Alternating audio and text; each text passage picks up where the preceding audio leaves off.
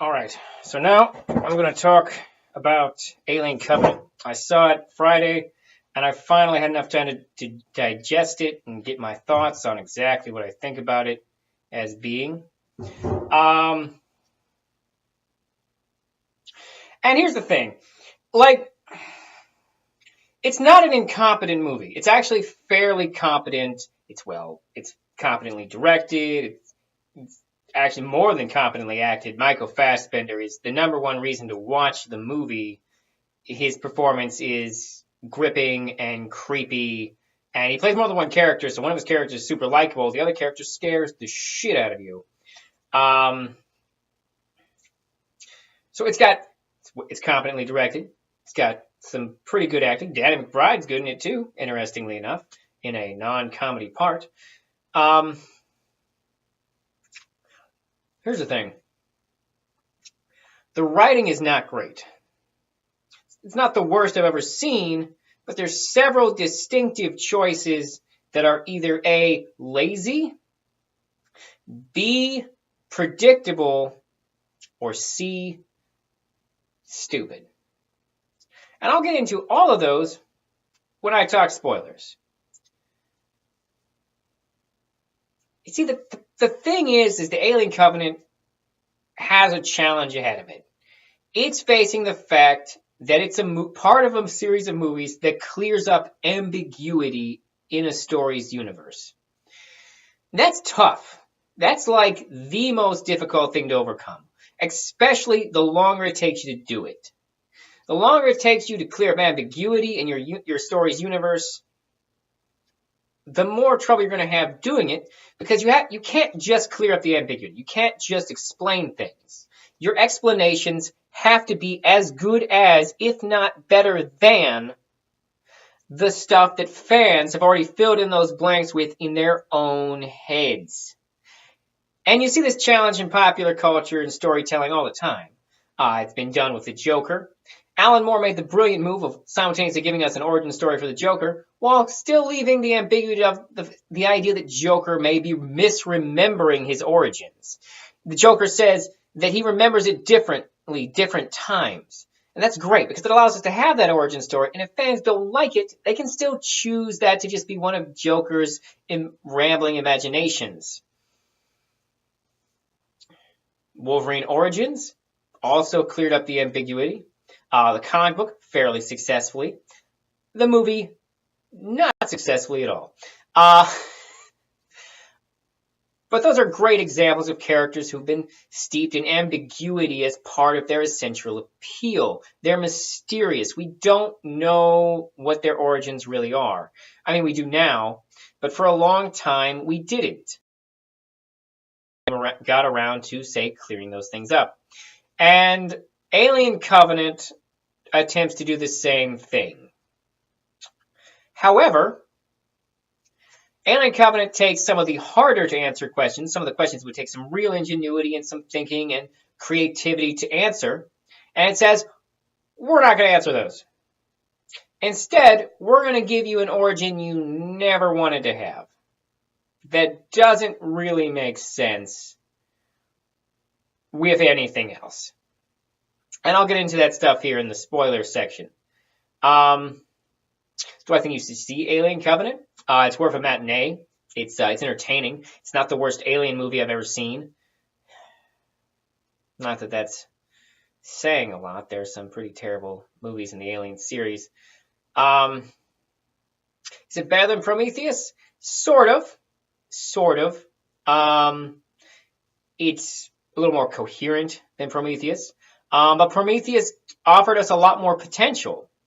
Prometheus offers a lot more interesting ideas to explore. And this movie explores almost none of them. And I kind of predicted this after I saw Prometheus. When I saw that girl get on that ship and they were going to Prometheus' homeworld, part of me was like, there's no way they're going to be able to make that homeworld experience satisfying or interesting and keep it in line with the horror elements of this series. And I was right. So now let's talk about Alien Covenant. Well, before we go on, I give the movie a C+. I give it a C plus mainly because Michael Fassbender's performance,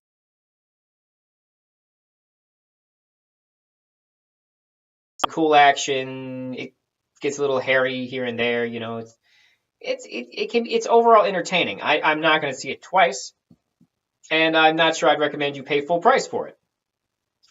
Um, but I give it a C plus. It's entertaining enough. Now let's give the people a chance to, who don't want to see the spoilers, to turn off this video and walk away. But before you do that, maybe subscribe or like the video or comment. At this point, I don't even care if you have negative comments. I should not have said that. That'll backfire. Oh well. Gotta get noticed somehow. Anyways, yes. Give it a C plus. Please like, subscribe, comment on the video. Maybe watch some of my other videos, other movie reviews, or my 8-ball sketches. Check those out. Okay. And 3, 2, 1, spoilers. Okay, so here's the 3 major issues I have with the writing of this movie. Thing number 1, like I said, the potential of understanding the engineers. The Prometheus set up this very ambitious concept of us going to the engineers' planet and experiencing that, meeting them, and setting all that stuff up. Alien Covenant does almost none of that because David, Michael Fassbender's android, literally genocides the entire planet. One of the major points in the movie is that he kills off all the engineers. They're all dead. He turns their own plague on them and kills them. Whether this is revenge for Wayland or some type of weird psycho dramatic god thing he's got going on, it's not really fully explained. But he kills them all. Which means that the writers never have to confront what their culture is like, what their other inventions are like, because he just comes in and destroys everything. And they're all just dead, just gone. So that's all still pretty ambiguous, which ambiguity can be fun. But at this point, when you're making movies that are supposed to explain the ambiguous parts, it's lazy. And that's just lazy. Thing number 2, there's a twist with Michael Fassbender's character, David, which is just unbelievably predictable. You see, there are 2 androids in the movie, 2 synthetics in the movie. Walter, who is sort of like a toned down version of David, made for humans to be more comfortable with him, more identifiably synthetic. And he's he's actually really likable as that part, bizarrely enough. And the thing is that he kind of shows up with a short haircut. David has long hair. As soon as Walter shows up, David cuts his hair. And if your brain didn't immediately think, oh, he's going to try and replace Walter and do a switcheroo with him, then I'm sorry to tell you this, you're not good at understanding story arcs or plot twists or writing. Because it's so freaking obvious. It's so obvious. I expected it to happen sooner in the movie. I was literally just sitting there waiting for it to happen. There's a scene where he's teaching Walter how to play a flute. That whole scene, I thought he was just going to shove that flute right through Walter's mouth out the back of his head. Because, I was just waiting for that moment. And then when that moment finally does come, and when Walter and David are having a fight, turns out Walter a lot better at fighting than you might think. They're having a fight and a showdown, and there's this. It cuts away right before David is reaching for a knife, and right before Walter is about to punch his brains in, just punch his synthetic head in. So it's like, ooh, which one of them killed which one? Well, here's the thing: if it was Walter who killed David, you wouldn't have cut away. You would have showed us it, because that's not a twist. Part of understanding how storytelling works is the fact that sometimes, like magicians, movie directors hide things from you. And anytime they hide something from you, it means they're hiding from you for a reason. In this case, it's the fact that David is going to replace Walter in the most predictable plot twist you could possibly imagine. The movie practically telegraphs it. Problem number 3. The origin of the facehugger. The movie's a little bit ambiguous about this, but it seems pretty clear that the movie's implying that David created the facehugger. Now, it is possible that the movie is actually saying that David is experimenting with the facehugger and just wants to see how it will affect human beings, but it comes off a lot like he created it. And that just doesn't make sense.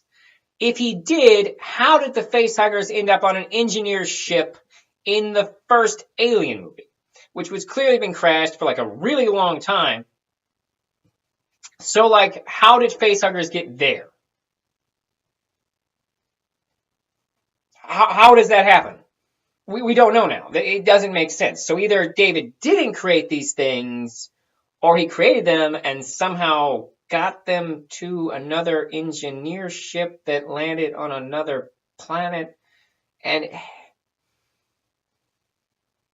it just doesn't make sense.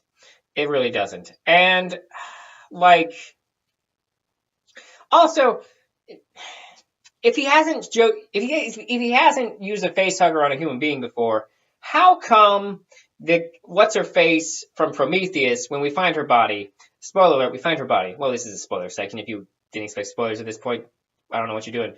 At one point, her body is revealed, because they're like preserved, sort of like, I don't know, history museum style, where like he's preserved the organs and whatnot. And like her chest has clearly been exploded, and it has clearly jumped out of there. So, like, clearly at some point, he xenomorphed this bitch. So, why is he acting like he's never made a xenomorph before? The other thing about the aliens who do appear, there's also like these albino ones, and they're like more human. And I can kind of understand that because they're like basically spores, so they're going to take more DNA from the humans, the human host. So they look more human. That kind of makes sense. There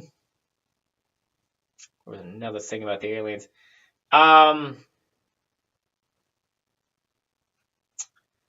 Yeah, it just doesn't make sense. I mean, it doesn't make a kind of, I mean, they could possibly explain some of these things in in whatever they do after this. Although honestly, the more I think about it, the more I would rather see Neil Blomkamp's Alien 5 than this. And it's not that it's absolute garbage. It's not absolute garbage. It's just not great.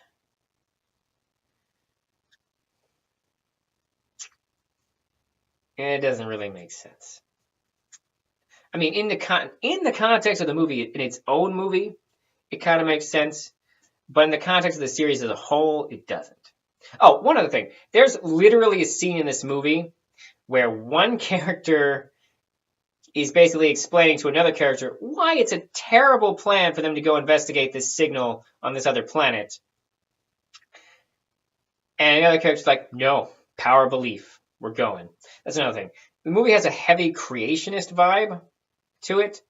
And I'm not sure if it's pro or negative from watching the movie. I mean, it's definitely Ancient Alien pro, but yeah. So that's my opinions and thoughts on Alien Covenant. It is neither great nor the worst thing I've ever seen. Not the worst Alien movie I've ever seen either. It's also not the best. C+. Mainly for Michael Fassbender being so damn... Basically for Michael Fassbender being pure fire. God damn, he's a great actor. Put him in everything ever. There's not a part I do not want to see him play. Name any comic book superhero, I want to see Michael Fassbender play that character. Well, not Spider-Man. Everyone but Spider-Man. Although I'm sure he'd kill Spider-Man too. Kill it at being Spider-Man. Okay, so yes, like, subscribe, check out my other videos. There. That was a tiny bit of a whore for a second.